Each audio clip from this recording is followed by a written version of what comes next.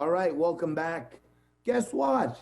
You're watching Liquid Lunch on BizTV, broadcasting live on Biz Talk Radio all around the country and all around the world. And of course, our very loyal and lovely social media audience watching from everywhere. Keep the comments coming, keep the shares going. We got to remind America that we got to stop the steal at the national level and at the local level. In many states, they're trying to literally steal people's businesses. So we're stopping the steal every day. I'm live from Max Pub in Staten Island.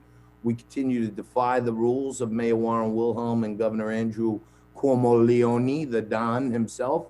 We're here, guys. We're drinking, we're eating, and all as well. So now, let's go to the national level.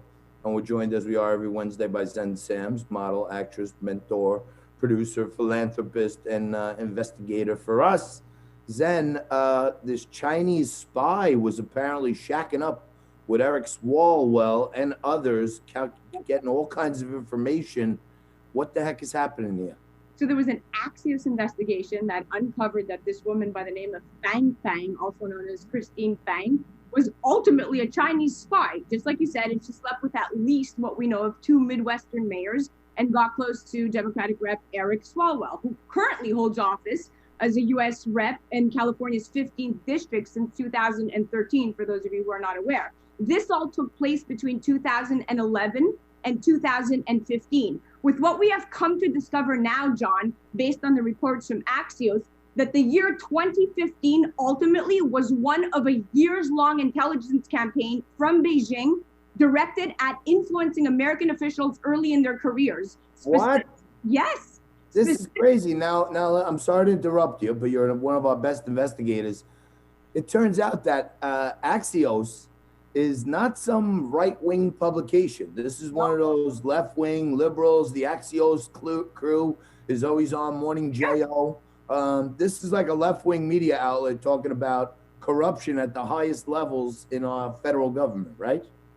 Correct. So now listen to this. She was deployed as a spy to the Bay Area politicians. Now the question is, why now are we only talking about this 5 years removed from, when the espionage took place? Well, Axios' story was published a day after President Trump retweeted a Tucker Carlson report that included a video of a Beijing professor saying, "We have people at the top of America's core inner circle of power and influence."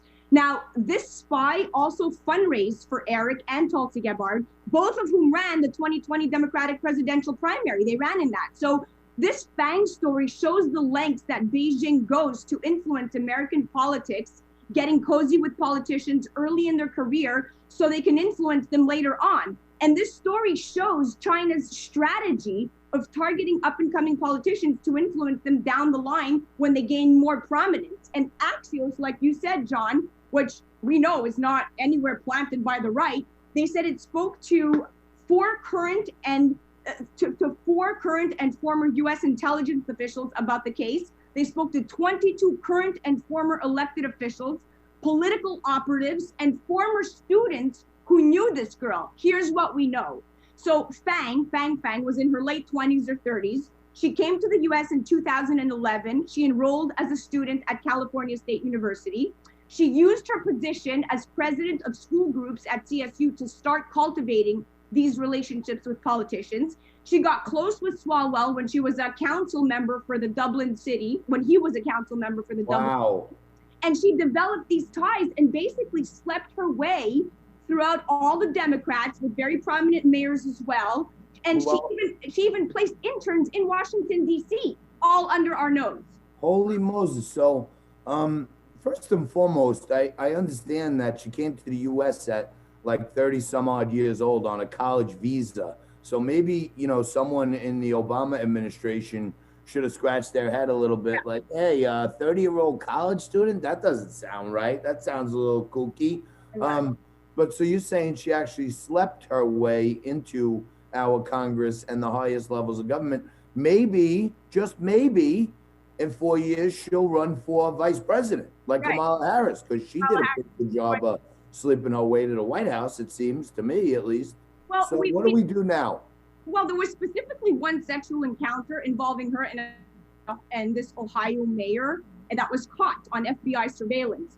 So, she came on the radar in the with the counterintelligence officials when they were actually investigating another suspected Chinese spy. They haven't pressed any charges. She returned to China mid 2015 when the FBI started an investigation on her activities, and she has not returned to the US since. But this ties into the bigger picture, John. Last week's Trump's spy chief, right, wrote an op-ed for the Wall Street Journal, and he said that China poses the greatest threat to America today. And what we are going to stay on top of China, because now you're going to realize that they're doing human testings to create biologically enhanced super soldiers. Super soldiers. They're on it.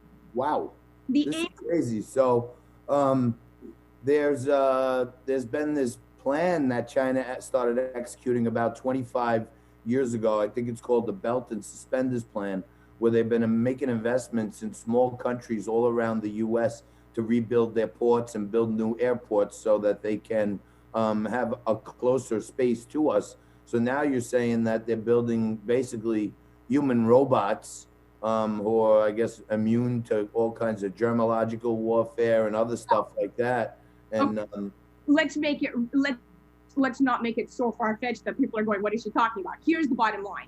U.S. intelligence shows that China has conducted human testing on members of the People's Liberation Army in hopes of developing soldiers with biologically enhanced capabilities. Now, John Ratcliffe, the director of national intelligence, went on to say that there are no ethical boundaries to Beijing's pursuit of power. And we all know that China is a dangerous adversary that threatens our economic and national security. So the People's Republic of China does pose the greatest threat to America today. They rob U.S. companies of their intellectual power. They replicate the technology and then replace the U.S. firms in the global marketplace. And although Biden agrees that China is not abiding by international trade rules, he's known to give unfair subsidies to Chinese companies that end up stealing American innovation. So he's likely going to do nothing unless we ramp up the anti-Chinese rhetoric and pressure Joe Biden to be tough on Beijing.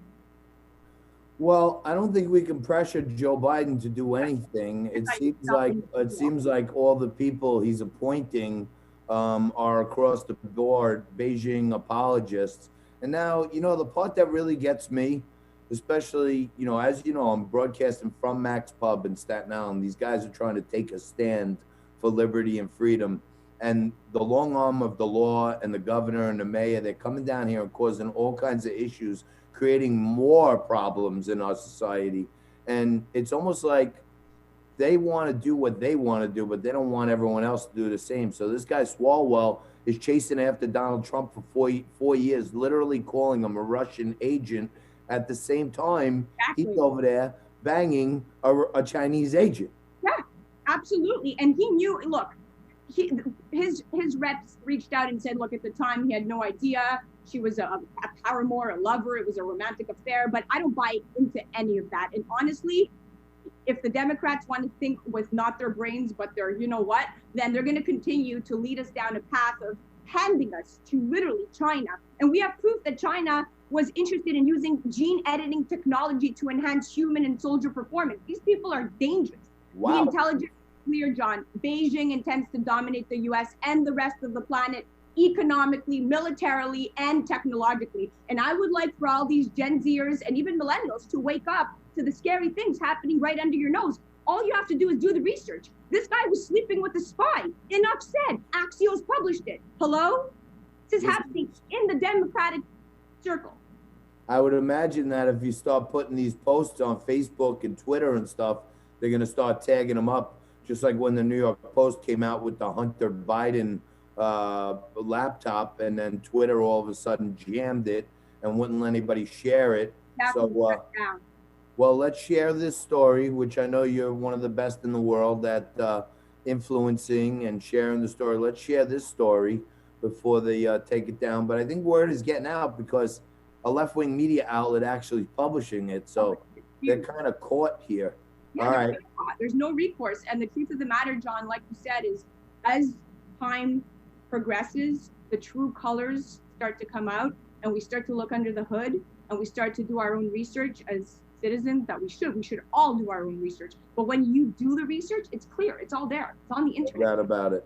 All right, we're gonna leave it there, Zen. I'll see you Friday, or hopefully before Yes. that in my dreams or somewhere else. But I miss you terribly. Hopefully you'll come down to Max one of these days. You know what? I might be there next week. Join us in the resistance. Thank you, darling. Zen Sams, Okay, I love. model, actress, supermom, producer, everything. Thank you, Zen. All right, quick break. More Liquid Lunch coming at you right after this.